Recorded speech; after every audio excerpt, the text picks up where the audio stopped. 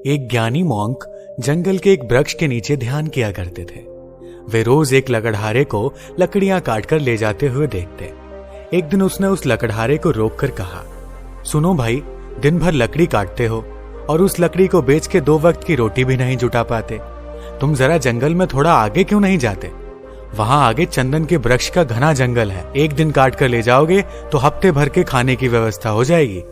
उस गरीब लकड़हारे को विश्वास ही नहीं हुआ, क्योंकि वह तो सोचता था कि जितना वह जंगल को जानता है उतना और कोई नहीं जानता। जंगल में लकड़ियां काटते काटते ही तो उसकी जिंदगी बीती है।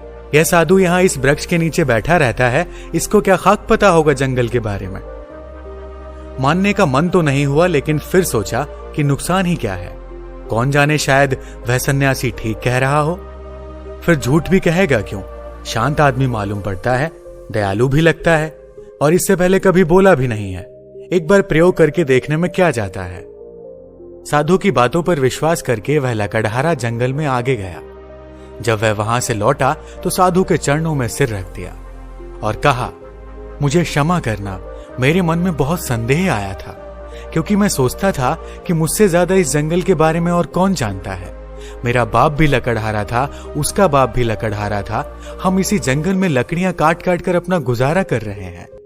कभी यह सोचा ही नहीं कि इससे आगे भी शायद कुछ हो सकता है। मैं भी कैसा अभागा हूं।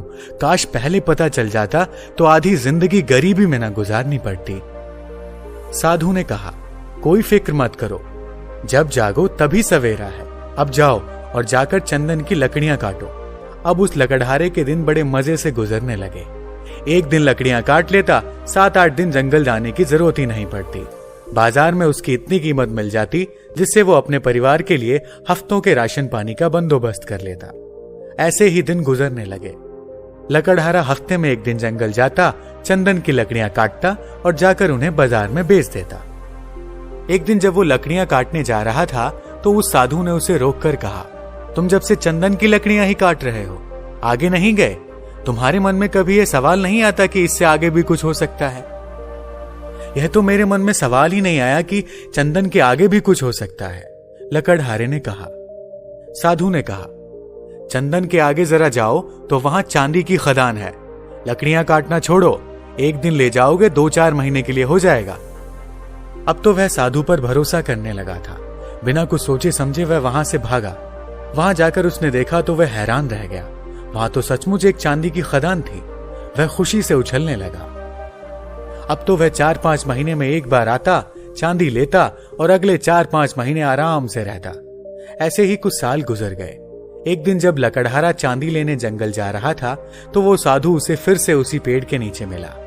उस साधु ने लकड़हारे से कहा, थोड़ा और आगे जाओ, वहां सोने की खदान है। जब वह लकड़हारा चांदी की खदानों से कुछ मील आगे गया तो देखा कि वहां सचमुच सोने की खदान थी। इतना सोना जो उसकी पूरी जिंदगी बदल सकता था। सोने की खदान का पता चल जाने के बाद अब लकड़हारा एक बार सोना ले जाता और साल भर तक जंगल ही नहीं आता। उसकी जिंदगी बड़े आराम से गुजर रही थी। ऐसे ही कुछ साल गुजर गए। सालों बाद जब एक दिन वह लकड़हारा जंगल में सोने की खदान की तरफ जा रहा था तो उसे फिर वह मॉन्क मिला, जो कि एक पेड़ के नीचे बैठकर ध्यान कर रहा था। जब उस मॉन्क ने लकड़हारे को सोने की खान की ओर जाते हुए देखा तो बोला, तुम कभी जागोगे कि नहीं, या मुझे ही हर बार तुम्हें जगाना पड़ेगा? तुम्हें खुद अपनी तरफ से सवाल नहीं उठता? मन में जिज्ञासा नहीं उठती कि आगे जाकर देखें कि क्या है? लकड़हारे ने कहा, मैं भी मंद बुद्धि, मुझे ये सवाल ही नहीं आया। मैं तो समझा कि सोने से बड़ा और क्या हो सकता है, बस यही आखिरी चीज रही होगी। फिर साधु ने कहा, अरे भोले इंसान, सोने की खानों से आगे जा, वहां तुझे हीरे की खदान मिलेगी। जब वो वहां जाकर देखता है तो उसे अपनी आंखों पर भरोसा ही नहीं होता। वह सचमुच हीरे की खदान के पास था। अब तो वो एक बार हीरे ले जाता और कई सालों बाद वापस जंगल में आता। समय के साथ वह लकड़हारा भी बूढ़ा हो गया था। एक दिन जब वह हीरे लेकर जंगल से वापस आ रहा था तो उसी पेड़ के नीचे उसे फिर से वही साधु मिला। साधु ने कहा, अरे नासमझ, अब भी तू हीरों में ही रुक गया। अब तो लकड़हारे को बड़ी घमंड आ गई थी, क्योंकि वो बड़ा धनी हो गया था और महल माड़ियां भी खड़ी कर ली थी। उसने बड़ी घमंड के साथ साधु से कहा, अब छोड़ो भी, अब तो मुझे परेशान मत करो। अब हीरे के आगे भला क्या हो सकता है? उस मॉन्क ने कहा, हीरे के आगे मैं हूं।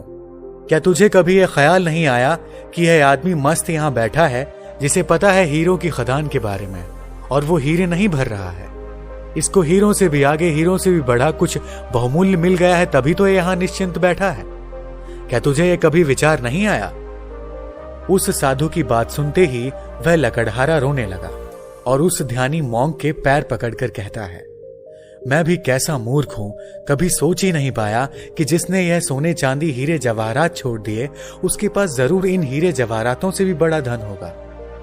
मैं जानना चाहता हूं कि तुम्हारे पास वह कौन सा धन है जिसके सामने इस दुनिया की सारी दौलत छोटी है। लकड़हारे की बात सुनकर साधु कहता है, वही तो मैं तुम्हें बताना चाहता हूं, उस धन का नाम है ध्यान। लकड़हारे ने कहा, लेकिन मुझे तो ध्यान करना ही नहीं आता। साधु ने कहा, ध्यान करना बहुत सरल है। बाहर का धन तो बहुत इकट्ठा कर लिया, अब जरा भीतर की ओर मुड़ जाओ और आराम से बैठ जाओ, फिर देखो कि तुम्हारे अंदर क्या चल रहा है। अगर कोई अनुभव हो तो उसे पकड़ो मत, बस देखो। हो सकता है तुम्हें परमात्मा मिले, लेकिन तुम्हें उन्हें भी नहीं पकड़ना है। तब तक देखते रहो जब तक कि सभी अनुभव, सभी विचार शांत ना हो जाएं। मगर ध्यान रहे, जबरदस्ती किसी भी अनुभव को करने की कोशिश मत करना। इस विचार को खत्म करने का प्रयास कभी मत करना। जब कोई अनुभव ना रहे और कोई विचार ना रहे, तब तुम निर्भीक होकर समाधि में स्थित हो जाओगे। फिर इधर उधर नहीं भटकोगे और तभी केवल शून्य होगा, और उस शून्य में ही जलता है बोध का दिया, आत्मज्ञान का दिया। ध्यान करने के लिए एक चीज जो सबसे महत्वपूर्ण है वो है धैर्य। आपके भीतर इतना धैर्य होना चाहिए कि घटना आज घटे या कई वर्ष बाद, आप ध्यान करने के लिए हमेशा तैयार रहें। दोस्तों, यदि आपको शुरुआत में ध्यान करने में प्रॉब्लम आती है तो आप सिर्फ 5 मिनट के अभ्यास से शुरू कर सकते हैं। अगर 5 मिनट भी नहीं कर सकते तो 2 मिनट से शुरू कर सकते हैं। लेकिन एक बात ध्यान रखना, इसे कंटिन्यू करना है, हर रोज अभ्यास करना है, नहीं तो आपको रिजल्ट नहीं दिखेगा। दोस्तों, आज की वीडियो में फिलहाल इतना ही। धन्यवाद।